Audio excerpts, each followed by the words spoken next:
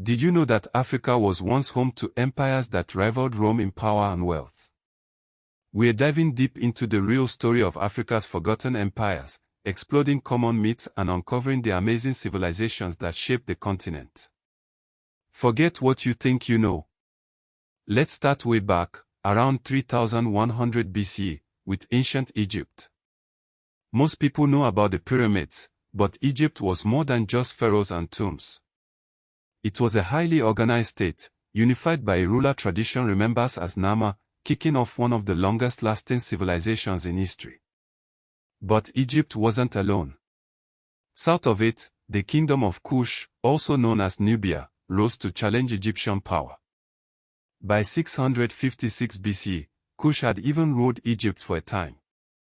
They eventually withdrew to their capital at Napata, continuing as a wealthy and powerful kingdom for centuries. Now, let's hop over to North Africa, to a city that might surprise you, Carthage. Founded by Phoenician settlers in the 9th century BC, Carthage became a major trading hub and naval superpower. They controlled trade routes across North Africa, Sicily, Sardinia, and even parts of Spain. Yes, this is Africa, not just the Mediterranean.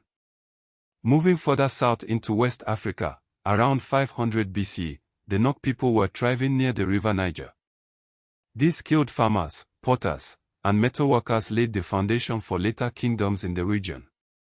In the rainforest, the kingdom of Ife developed in the 600s CE. Their art and religion profoundly influenced the rise of another powerful kingdom, Benin, starting in the 900s CE and reaching its peak between the 1400s and 1600s. But the big players in West Africa were the empires of Ghana, Mali, and Songhai. These empires grew incredibly rich through the gold trade, controlling vast territories between roughly 700 and 1600 CE. Ancient Ghana, also known as Ouagadougou, emerged around 350 CE and dominated the region for centuries. Then came Mali. Under the rule of Mansa Musa, from about 1280 to 1340, Mali reached unimaginable wealth. Mansa Musa's famous pilgrimage to Mecca, dripping in gold, put Mali on the map, literally. But Mali wasn't the end of the story. The Songhai Empire rose to take its place, continuing the legacy of trade and scholarship in the region. Now let's travel south, to Great Zimbabwe. This impressive city, built by the Shona people, boasts massive stone walls, some towering up to 11 meters high. Great Zimbabwe controlled the regional gold trade and was a major political and cultural center. Back in West Africa, the Asante kingdom emerged around 1700, becoming renowned for its own gold wealth and powerful military. And around Lake Chad, in modern-day Nigeria, Chad, Cameroon, and Niger, the kingdom of Kanem-Bornu held sway for centuries. Its decline only accelerated in the 19th century as European colonial powers began expanding. But here's the thing, these empires weren't isolated. They were connected by trade networks, religion, migration, and even shared ideas about statecraft. It was a continent-wide web of power and influence. These African kingdoms didn't just magically appear. They actively maximized the natural resources in their regions, innovating, creating, building, and trading. For example, Benin's power wasn't just about military might. It was deeply rooted in its artistic and religious heritage inherited from Ife. Great Zimbabwe wasn't a random anomaly. It was part of a larger Southern African trading system centered on gold. And Carthage wasn't just a Mediterranean power. It was based in North Africa, drawing its strength from maritime commerce and strategic control of sea lanes. Many of these African kingdoms were already flourishing long before European colonization, and some even persisted into the 19th century and beyond. A common thread is that many of these states grew strongest where they controlled a trade choke point, whether it was Saharan trade routes, gold fields, river junctions, or coastal access.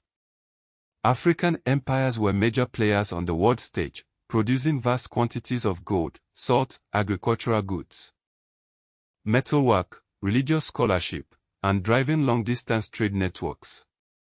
Mali, in particular, became famous for its contributions to Islamic scholarship, with cities like Timbuktu becoming centers of learning and culture. Carthage demonstrated that African states could dominate sea lanes and influence Mediterranean geopolitics. Great Zimbabwe remains a testament to large-scale indigenous African stone architecture and centralized power in southern Africa. And empires like Kanem-Bornu, Ghana, Mali, and Songhai proved that large, centralized states could develop deep inland, away from the coast. These empires left a lasting legacy, shaping later political traditions, including kingship, taxation, military organization, and court culture. Modern African borders often cut across older historical, political, and trading zones. That's why the territories of former empires now span multiple countries. The heritage of empires like Mali, Songhai, Benin, Asante, Aksum, and Great Zimbabwe remains central to national identity, tourism, and education in many African countries. These empires are often used to demonstrate that complex state systems, diplomacy, architecture, literacy, and commerce existed in Africa long before colonial rule.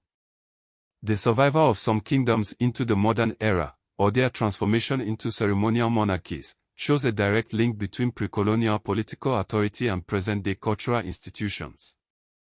Pre-colonial regional trade patterns still matter conceptually today, especially around the Sahel, Lake Chad, and the Niger corridor. Of course, the story of African empires isn't without its controversies. For a long time, some colonial observers refused to believe that Africans could have built monumental sites like Great Zimbabwe. African history has often been overshadowed by narratives of slavery, colonization, and decline, while the achievements of empires like Mali, Songhai, Carthage, Aksum, and Benin are undertaught in many non-African education systems. Dating the rise and fall of some of the earliest states, like Ghana, remains a challenge, with varying dates across historical sources.